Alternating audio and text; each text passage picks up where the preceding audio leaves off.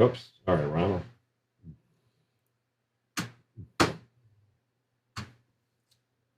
All right, so this is firing. All right, now we're good. All right, stand by. No idea why, but stand by. Let's make sure we can connect these guys here now.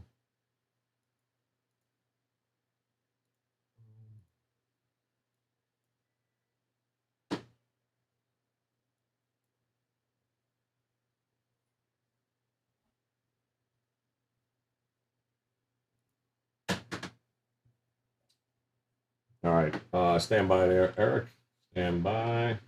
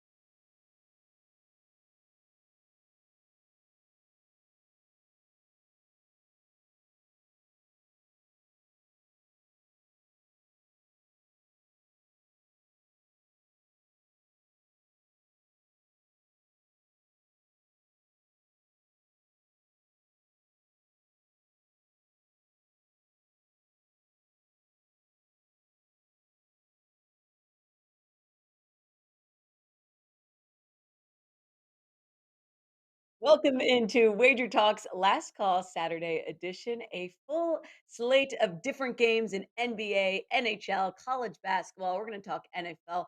We have an awesome panel joining us today. Adam Trigger, Andy Lang, Tony Mejia, and Ronald Cabang. You guys are in for a treat. So now's the time. Get in the live chat. Any questions that you want to ask our handicappers, they're going to be giving out 4% plays. They're going to be talking Big 12 SEC Challenge. We're going to look at some NBA. We're also going to talk NHL. So get in right now. Andy's going to come on and talk NHL. So any hockey questions you got, go get them prepared right now. But first guest we're going to bring in to talk a little college hoops, that is Adam Trigger. Adam Trigger, thank you so much for being here on today's episode of Last Call.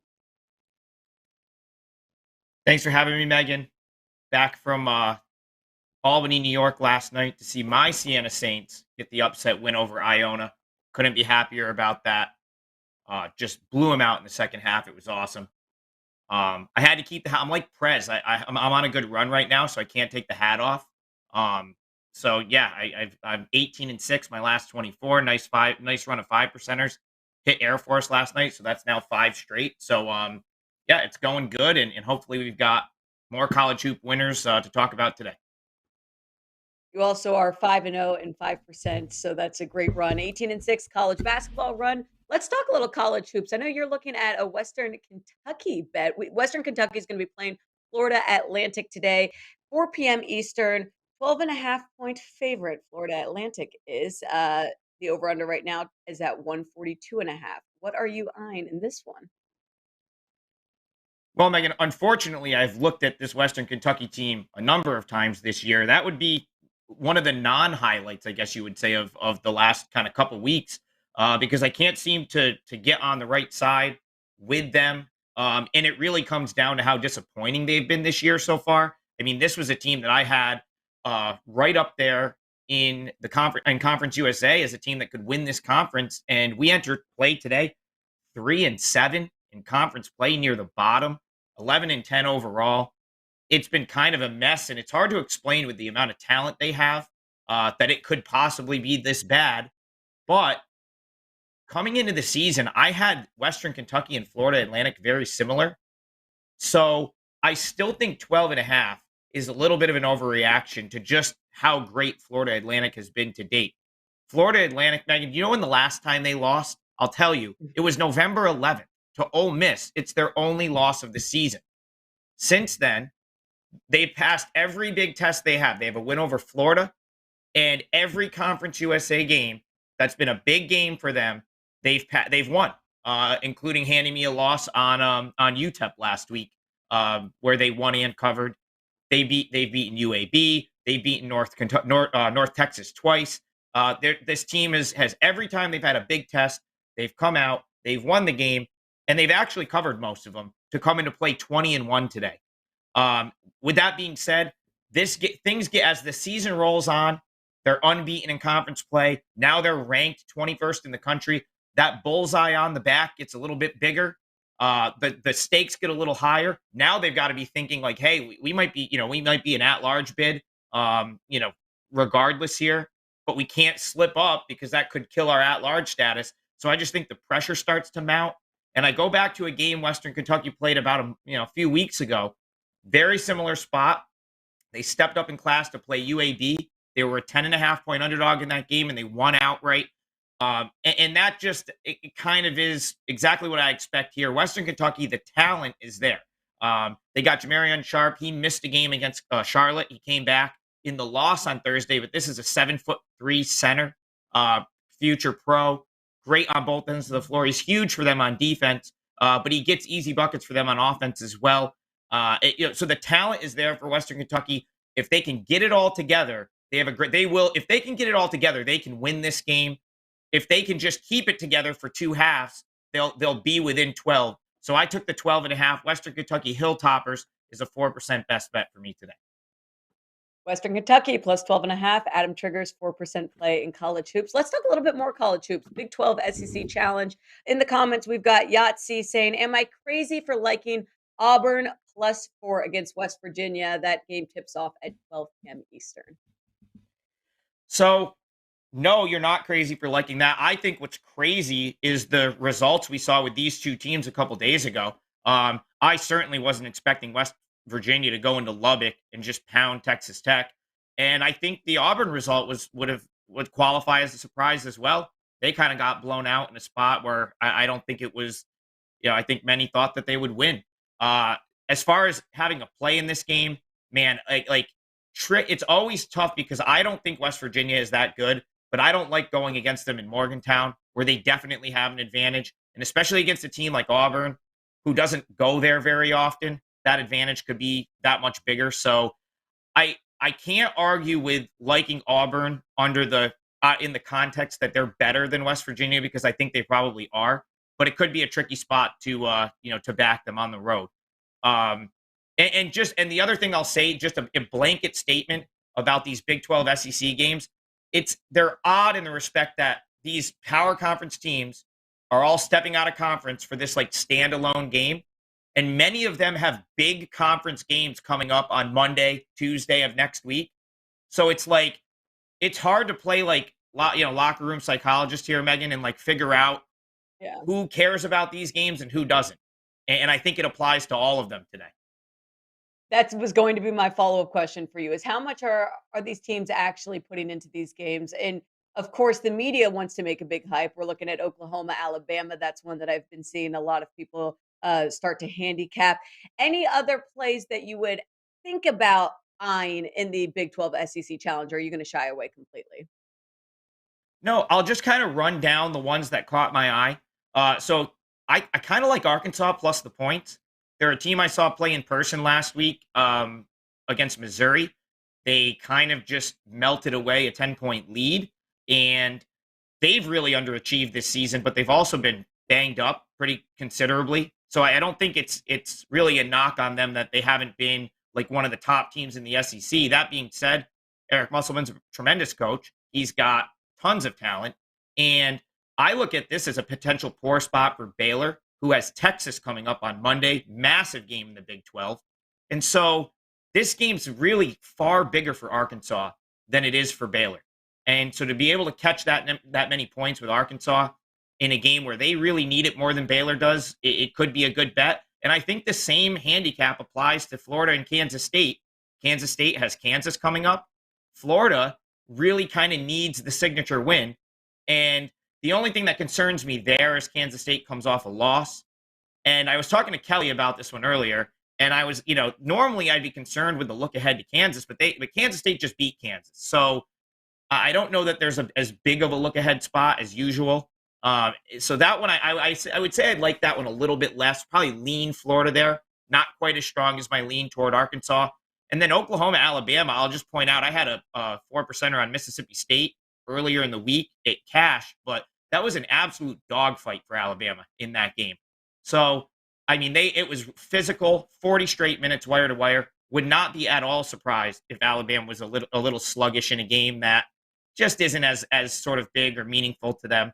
So it's a lean toward Oklahoma as well, plus the points. John G asking about that Kansas game taking on Kentucky in Kentucky. Kentucky's a 1.5-point favorite. Kansas, though, has lost 3 in a row. Will Kansas win straight up, bounce back from those 3 losses? Meghan, this one's so interesting because Kansas, as you mentioned, they've lost 3 straight, but I almost think Kansas is in more of the look ahead spot here with Kansas State coming up at home in a couple days. And in the grand scheme of things, it feels like, Kentucky or Kansas, they have to win. In reality, they don't. A loss here to Kentucky out of conference is not going to kill this Kansas team, they're going to be an NCAA tournament team regardless this year. So this is a tough one. I think if you absolutely force me to make a selection here, I'd lean toward Kentucky, only because Kansas has been kind of a fade for me since the last couple of weeks. I had Kansas State. I played against them the other day and hit with Baylor. I still think they're a little bit overblown from what they were last year.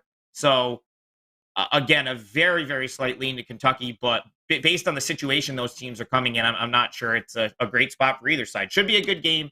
Probably not the best betting spot, but a lean toward Kentucky if you made me make a pick.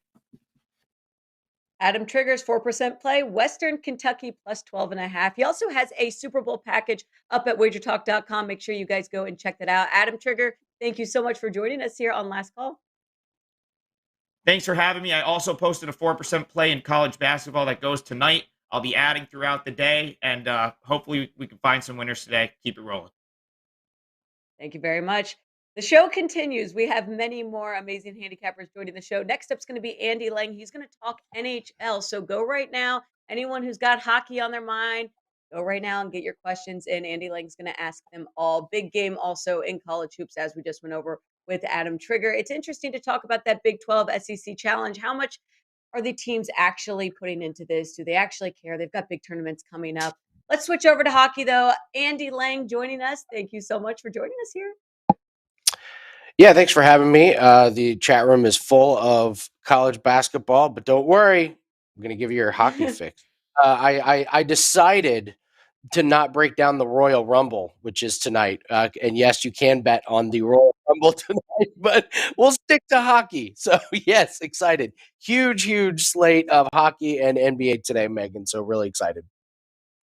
And you're going to be giving out some different plays for us, whether that's from a player prop perspective. I know you've got a side as well. You're on a 19.85% run. Great stuff to have you here. Let's go right into it. Big day in NHL. What games are you specifically looking at? Any player props that you're going to be targeting? Sure. Well, we have 11 games in the NHL, so there are certainly plenty of spots to take advantage of. I have a game that I really like and a player prop I really like. I have to focus on this Boston Bruins Florida Panthers game where you're getting Boston at an unbelievably fair price at minus 160 or minus 165 on the money line. You could look at the puck line as well. So Boston is coming off of a really great game against Tampa Bay, two of the better teams in the league, probably two of the top 5 teams in the league. and they lost 3-2. So this is a really nice bounce back spot. That game is on Thursday. They've had a day off, and they have not lost back-to-back games all season. And they are in the middle of a little bit of a road trip. I don't think this road trip is that big of a deal because we're coming up on the All-Star break. So they really only have 3 games left. They've got today against Florida and tomorrow against Carolina. And they get a Florida Panthers team that has been absolutely atrocious on defense. This team, Megan, has allowed 17 goals in the last 3 games against them. So they are just getting shelled on the defensive end. They lost last night as a favorite to the Los Angeles Kings, which Andrew McGinnis did a great job breaking that down on Puck Time yesterday. He called the outright win. And this is a back-to-back situation for Florida. I'm not really sure where you're going to get a better price on Boston for the situation. So I'm going to play it safe and just play Boston on the money line. But I would not be surprised if they win on the puck line, and I think the puck line could be a pretty good bet as well. And for a player prop, Megan, when we have these player props and you have a player that is just in the zone and the streaks keep coming, I just keep riding him. And Matthew Boldy has just been fantastic. His shots on goal prop is 2.5, and I'm taking the over. He's only gone under this one time in the month of January. I'll read his shots on goals. 4, 5, 4, 3, 1 was his under, but then 4, 4, 5, 4, 4, 4. He's not just barely getting over his shots on goal. He's flying over, and he gets a great matchup against the Buffalo Sabres. They allow the 25th most shots on goal in the league. Boldy has just been red hot and cashing this prop night after night after night. So give me Matthew Boldy over for my favorite player prop of the day. Let's talk a little bit more player props, Andy. 2 guys in a parlay. Says thoughts on Ekblad over 2.5 shots at +110. I love that. It's a funny username. I know he faces the Bruins, but his past game logs versus the Bees are enticing. Is this something that you would be eyeing tonight? Yeah, I find I find playing props against Boston to always be a little bit of a daunting task, but you've got potentially a look ahead spot for Boston where they play tomorrow against Carolina. And just because I think Boston is going to win doesn't mean that the other team isn't going to get a lot of shots on goal. The problem is Boston is arguably the best defense in the league. I just find it too hard to back someone going against this Boston team, especially with Boston coming off of a loss on a really close game against one of the better teams. In that game, I think I'm just going to keep it a little bit simple and just focus on Boston to win. So if you play it, I certainly don't blame you. Me, I'm going to play it safe and just play Boston. All right, fair enough. We got another Boston question. On a 5-game winning streak, do you think they have a chance against the Wilds? That's coming in from Christopher Hulse. Sabres, Oh, I got Buffalo. it. I'm sorry. Buffalo's. I'm getting confused. Buffalo, Please. Boston, yeah. Sabres have been playing pretty good. There's another guy that's been doing well for the Sabres, Alex Tuck. You can look at his shots on goal prop. He's been doing pretty well. Yeah, of course. Anytime that you have a team that's won 5 in a row, they obviously have a chance. I just have always been a fan of this Minnesota Wild team. They have so many weapons, and their defense can be really good when they decide that they want to lock in. Sometimes they don't. They're not always going to be locked in. But you look at some of these games that the Wild have been in. 3-2. So they break that losing streak. They had lost 3 in a row. I think that losing streak came to an end against Philadelphia on Thursday, and I look to back the Wild. So I would stay away from the Sabres. But honestly, Alex Tuck or Matthew Boldy would be the way I would attack that game on the shots on goal prop. Matthew Boldy over 2.5 shots on goal. Look at Boston Bruins. Look at a 19-8, 5% run from Andy Lang. He's also got an NFL 5% play up at WagerTalk.com. We appreciate you coming on here at Last Call. Good luck this weekend. Anytime. Thanks, Megan. Tony Mejia will be joining us next. Talk a little bit NFL. We've got conference championship coming up. The Chiefs and the Bengals, the Niners and the Eagles. He's got a player prop that he's going to be eyeing on a 16-8 NFL spread run. Let's bring in Tony Mejia. Thanks for joining us here. What's going on, Megan? How are you? Great. You got a little basketball, but we're going to talk in your background. We're going to talk a little football. I know you're looking at a Chiefs player prop. What are you looking at for this weekend? Yeah, Jerick McKinnon has kind of been a forgotten man because he was dominant in December. He had a 112-yard game on 7 catches against the Broncos. Follow that up with a 70-yard game, just catching passes out of the backfield. And then he was shut out on 0 targets last week, but had the most carries he's had all season, 11 against Jacksonville. So you figure he'll still be featured, and his player prop is, I believe, 62.5. You can probably find it elsewhere depending on where you shop. But it's 62.5 rushing and receiving yards. And given what we know about Patrick Mahomes and the fact that he's going to have to pepper instead of trying to really push the ball downfield because of the ankle, I think he'll really be featured out of the backfield as both a rusher and a receiver. So Jerick McKinnon's number is probably a little undervalued, given that he's really slowed down. The final game of the regular season, he only had 6 total yards, 2 catches on 3 targets that netted 0 yards, even though he found the end zone. So, I mean, McKinnon has really been a big part of the Chiefs' defense since Clyde Edwards-Helaire has gone down. I think the Kansas City game is going to be in the bitter cold, not to mention Mahomes' limitations. So, you're going to have to see the short passing game. And in the short passing game, obviously, everything is centered around Travis Kelce and the attention he draws in the middle of the field. Most people are focused on his props, given all the targets that he had last week. But Cincinnati is going to try to key on him. You've got to look elsewhere, in my opinion, unless you're looking end zone, which Kelce's always a hot target. But I think to move the ball, McKinnon is going to be key. I like the over on him, 62.5 yards in the AFC Championship. Also, Isaiah Pacheco. Just a quick note on NFC Championship. Go to WagerTalk's TikTok channel, and I have a free play there on the NFC game. There you go. I was going to just mention when we're looking at the running game for Kansas City, Isaiah Pacheco, another interesting line. I think there's been a little bit more hype with him as of late, but he had a big game last week. Who do you have winning that one? Chiefs Bengals. I'm not sure yet. I'm leaning Chiefs, but just want to make sure of a few more things. I was on the Bills last week, so that's a big hint on fading the Bengals. But the fact that it snowed and Joe Burrow got them off to a 14-0 start, obviously killed that. But again, Cincinnati has owned Kansas City of late. So if I have a 5% play, that won't be it. It'll be on the other games. So we shall see on that. But definitely going to play both championship games, at least props and maybe sides and totals. We'll have to see. And then there will be a max play also tomorrow, be it on the championship game in the football or an NBA or a college basketball game. And obviously 147 college basketball games today and 11 NBA games, including some rivalry stuff. So hit me up with whatever's on the chat or whatever you want to know. One last thing, I guess, actionable information. It looks like 2 of West Virginia's key guys are warming up. Adrian Johnson and Matthews are probably going to be in the lineup against Auburn.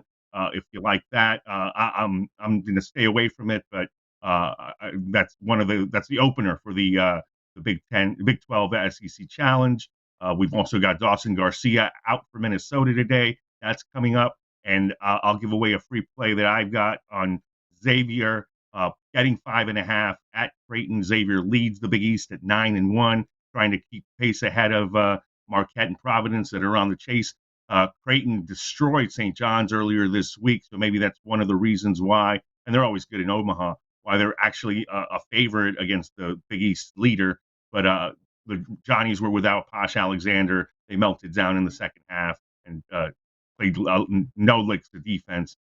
Xavier can outscore you if they need to. They're averaging 84 points per game. So I would take the points with the Musketeers. But whatever you got, let me know. NBA injury report, monitoring that. It's going to be a huge day over at Wager Talk. And the way I handle things, I look at actionable information all day long. Kind of I'm seeing line movements, as I see information come in, I make calls and audibles throughout the day. Tony, let's talk a little bit college basketball. One question we've got in from Ghosted.